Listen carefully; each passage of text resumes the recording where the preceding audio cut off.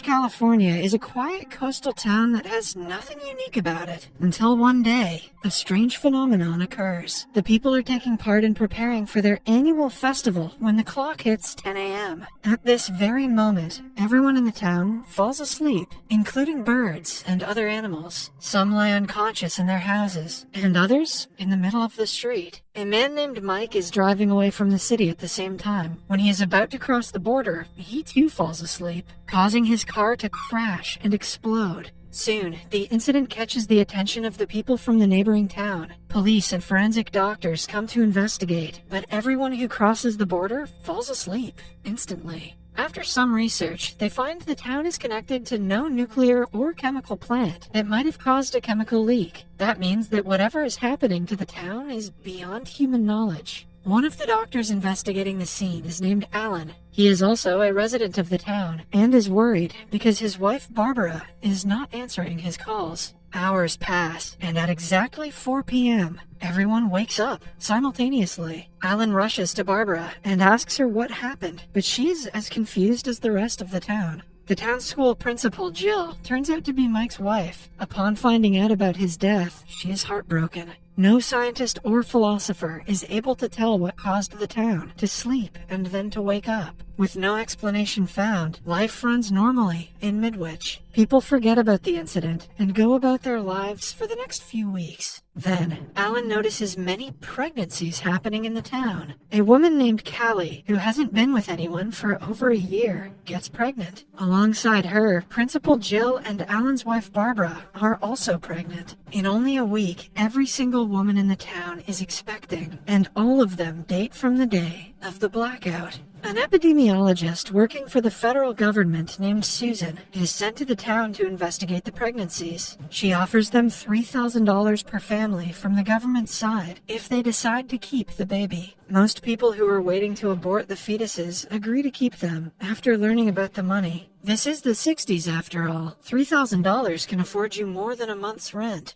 Months pass in the blink of an eye, and all the women go into labor on the same day. They give birth to pale-skinned and silver-haired babies who all look like they could be siblings. 5 boys and 4 girls of such features are born, but one of them is stillborn. We see Dr. Susan bring the dead baby to her car. She takes it away to a lab to perform experiments and hopefully find out the true nature of the babies. For the first few months, everything goes normally, since the babies are not developed enough to interact. But soon, Jill notices her son David turning more intelligent with time.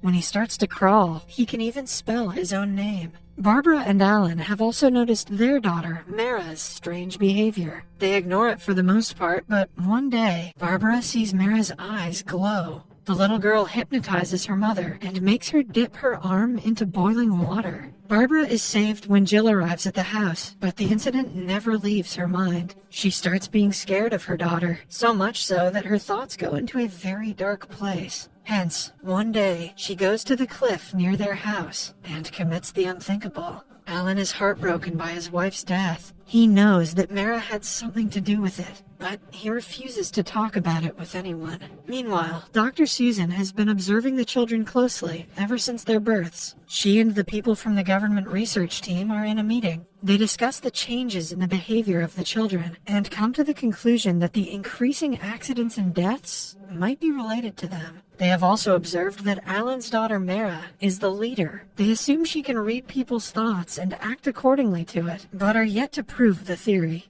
Alan has long since lost interest in the research program, not wanting to know the truth about his daughter. However, Dr. Susan thinks he can be an asset to the experiment and wants to bring him back. A few more years pass, and the children grow up. Even at 5 years old, they are more intelligent than most adults. This is a small town in the USA, though, so that's not surprising. They always walk in a line, paired up with their partners, except for David, whose partner died at birth. People look at them in the street and know that they are not normal, but no one is brave enough to cross their paths. One day, Mara tries reading Dr. Susan's mind and figures out that she has found a way to block her thoughts. The children decide to stay aware of her after that. They have to go through monthly health checkups to ensure nothing significant has changed in their bodies. In one of those checkups, a doctor accidentally hurts a girl's eye. As a result, Mara hypnotizes her and makes her pour harmful chemicals into her own eyes. This causes the doctor to be rushed to the hospital.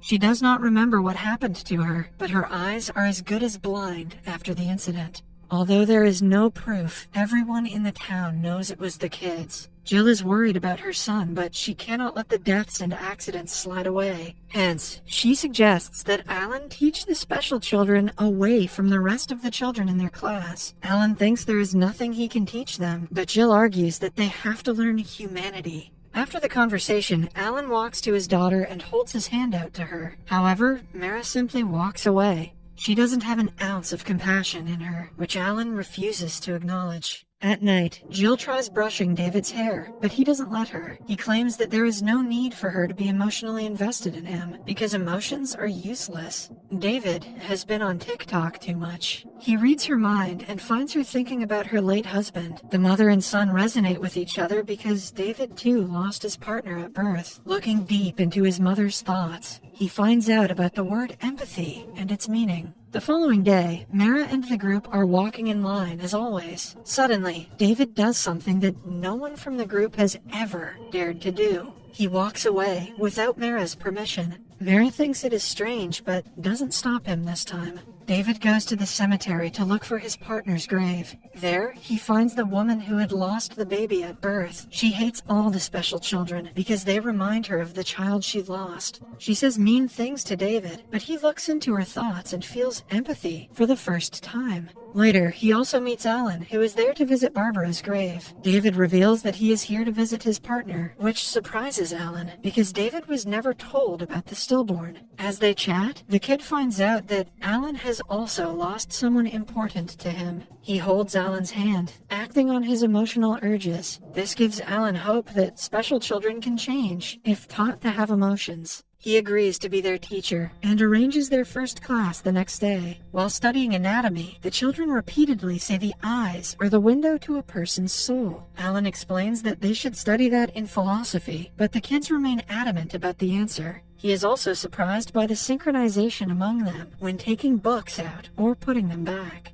A while later, the kids are alone when a drunk janitor comes into the classroom and threatens to kill them. They refrain from hurting him for some time, but as soon as he touches one of the kids, all of their eyes start to glow. The man is then made to climb a ladder and jump onto a vehicle. The stick he was holding stabs him in the chest, causing him to die immediately. The next day, Alan goes to Susan and asks her what progress she has made in her research. Susan reveals that their town isn't the only one going through the same situation. In fact, several small villages around the globe have had blackouts and pregnancies following them. She then brings Alan to a secret room and shows him the infant that was stolen a long time ago. The experiments performed on the baby have brought out its original form, which is one of a strange alien creature. After the meeting, Alan returns home and finds Mara packing her belongings. She and the special kids want to stay in a barn away from the town. She orders Alan to bring supplies for them and doesn't care to explain further. All parents reluctantly bring their children to the barn, scared of what will happen if they refuse. The following day, a man named Bill comes to the barn to meet his daughter. He claims that he has the right to take her back, but the special children do not like that. When he refuses to leave them alone, they hypnotize him and make him crash his car into a fuel tank. At the same time, Susan comes to Alan and reveals that the government is planning to bomb the entire town to get rid of the kids. I would have just busted out the sniper rifle, but to each their own.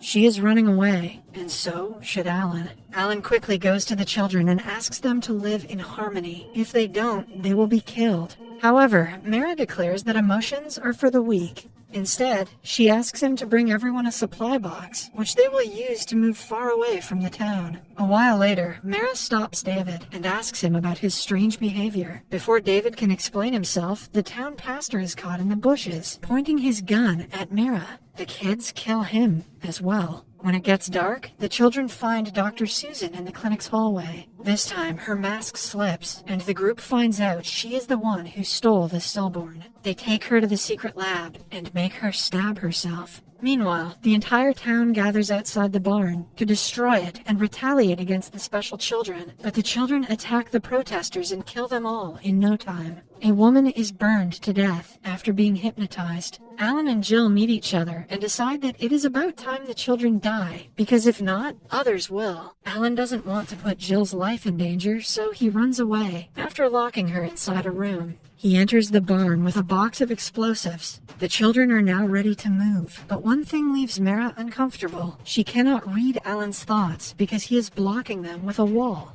At the same time, Jill arrives at the back of the room and tries to take David away. The children spot her, but they cannot focus on two people at the same time. Mara tries her best to find out what is behind Alan's brain wall. Just when she sees the explosives, the vision becomes reality and kills everyone other than David and Jill. In the last scene, we see David and Jill driving away to a different city. Jill is hopeful that they can start a new life, leaving Midwich behind. But they probably can't, because they just blew up a bunch of kids.